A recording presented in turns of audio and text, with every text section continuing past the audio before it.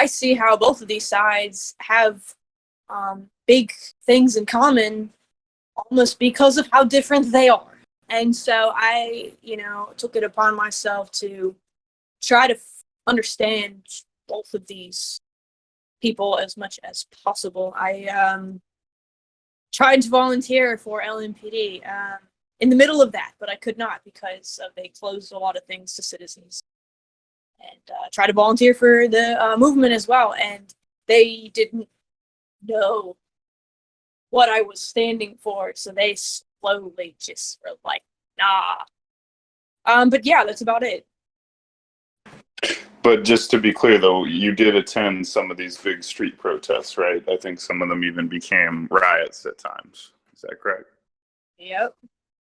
Right. And so what were the causes that these protests or riots were about, regardless of where you personally stood on the issue?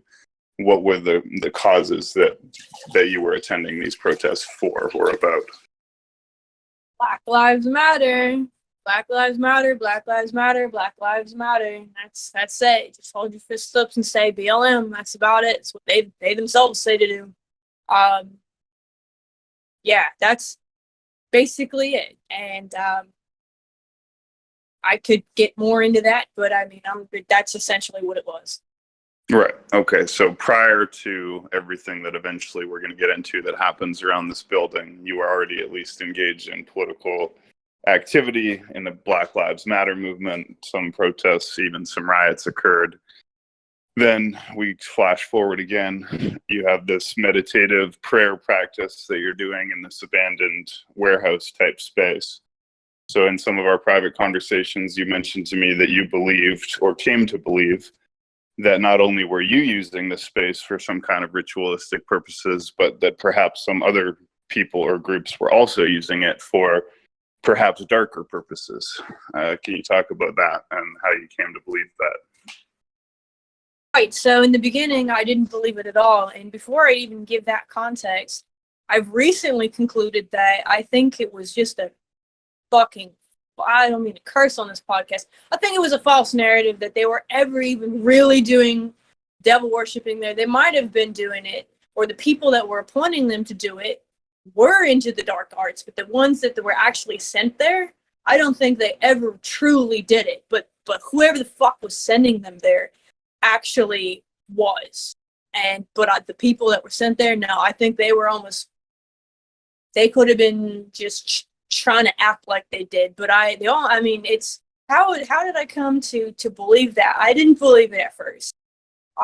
When this camp was set up across the street in the span of 3 days, they essentially watched that building, and there were times at the very beginning of their actions there.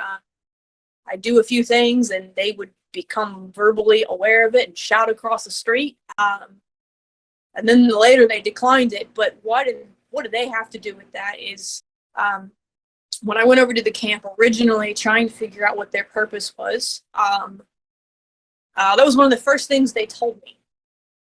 When I was talking to some of their campers, they mentioned, hey, I'd be beware of that building over there because I hear people are doing devil worshiping over there. They're doing seances over there. And I'm like, bullshit. I'm like, that's not true. I've been in that building for hours at a time during the mornings, the evenings, the daytime sometimes, particularly at night. Sometimes the damn early hours of the morning, anywhere from 1 to 5 a.m. I know that property. You're telling me that people are doing seances over there and I don't know about it? I don't believe you because you've only been here for 3 days and I've been there for the last 2 months for so many hours during a day and I've never seen this, so I don't believe you. I see no evidence of this. I don't believe you. And they just said, okay, whatever. And they said, oh, well, it's haunted at the same time, so you better be careful. I'd stay out of there. And I'm just like, well, I don't believe you. And I didn't believe them. And then I had a now significant other in my life who was not at that time, who is, he's a journalist, and he did stuff in the movement as well. And he was also very interested in that property.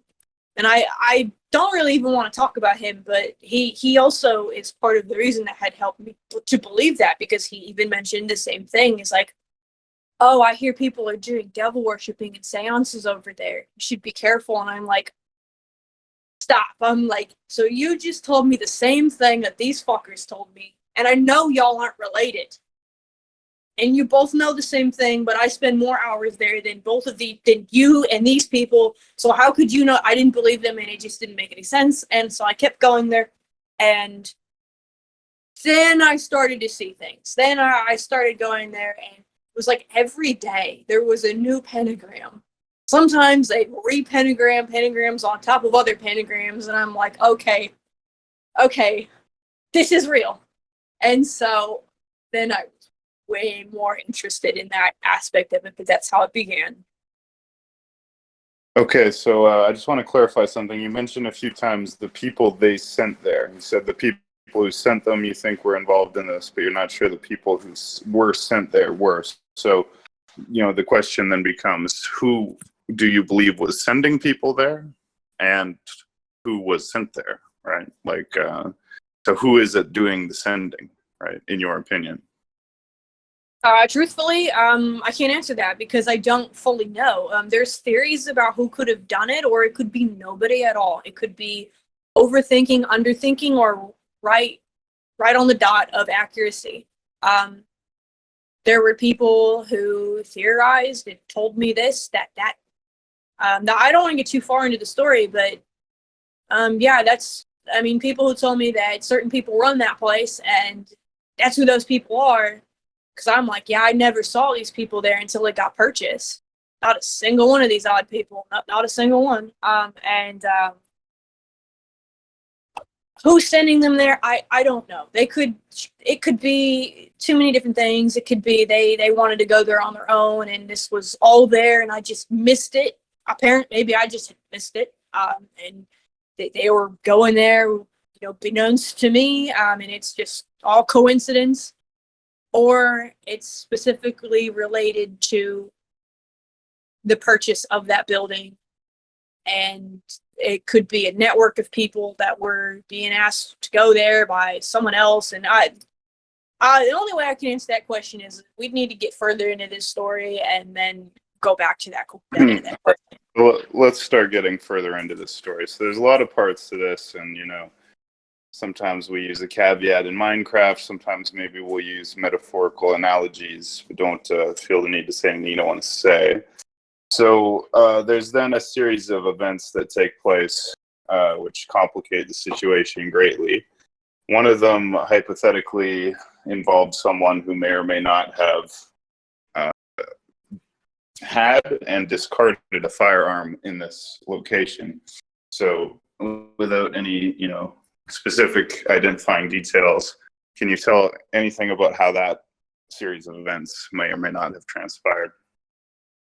I honestly have no comment on that because I don't really know anything about that. Okay. Wow.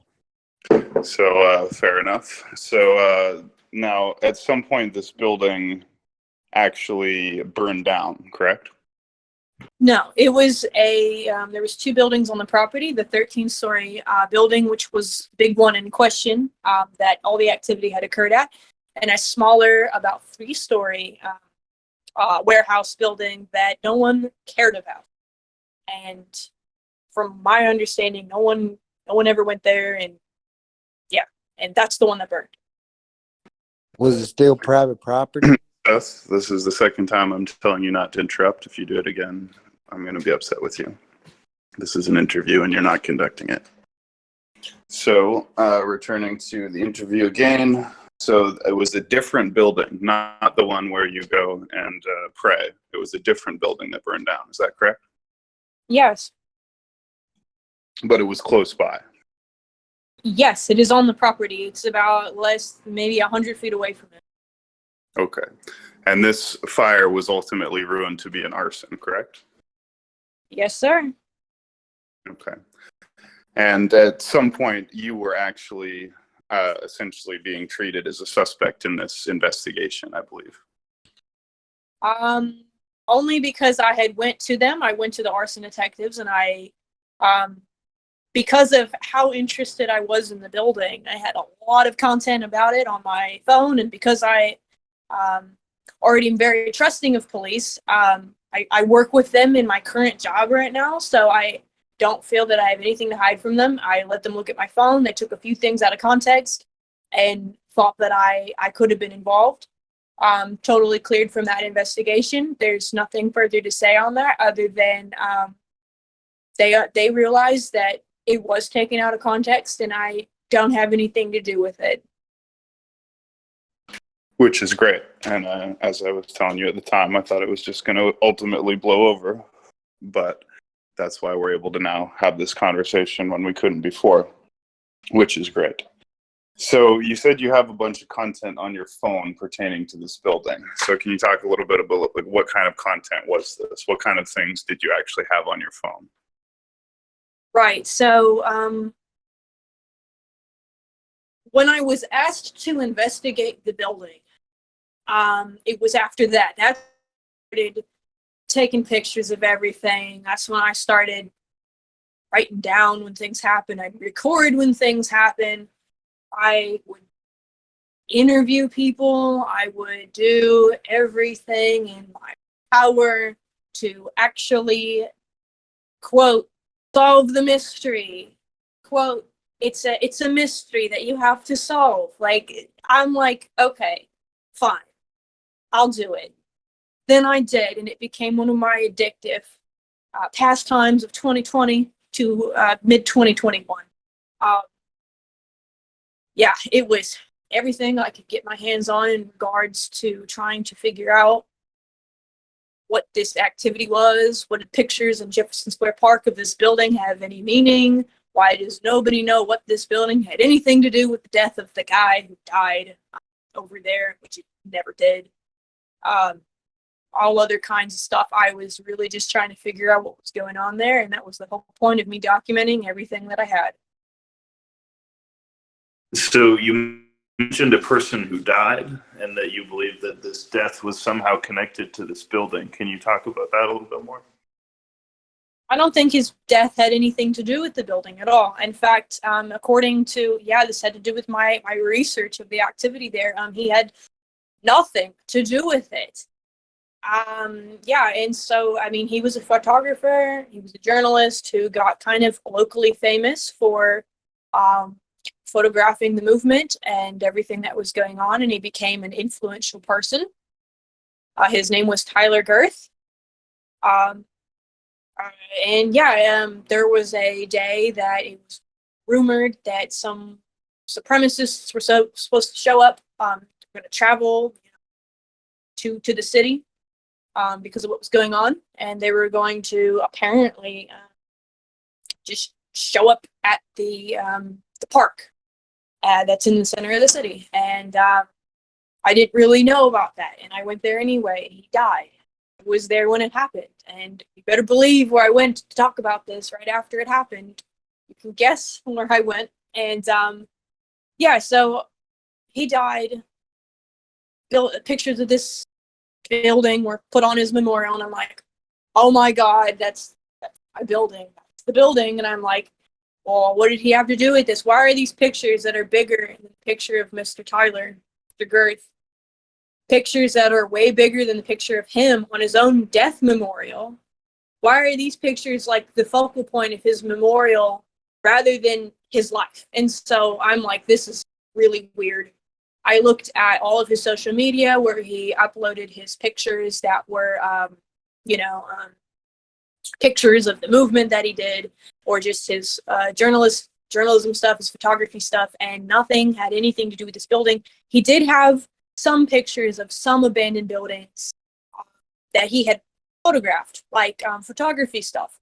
And, he put aesthetics to it, right? I thought maybe these pictures were, maybe he took these pictures and, maybe, the family in the city put up this memorial, okay? So I thought maybe Tyler had a tight connection with this building, and that's why they decided, oh, man, Tyler just loved this building, and so we need to put these enlarging pictures of the building on his memorial so that people can remember something that, him and something he loved so much. I thought that maybe would have been why.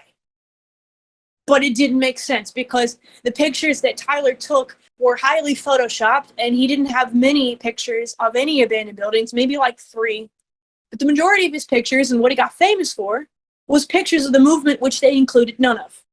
He never had a single picture of him on top of the building overlooking the city, which is what 99% of all people who go there do. They take a picture of them in front of the city, and that's really why people go there. And there was none like that. There was nothing I could find on any of his social medias. I talked to people, in the movement. I'm like, hey, what did he have to do with this? Nobody knew. Nobody knew anything. I tried to find his family. Nothing came of that. I tried to talk to organizers who organized the memorial. They didn't know.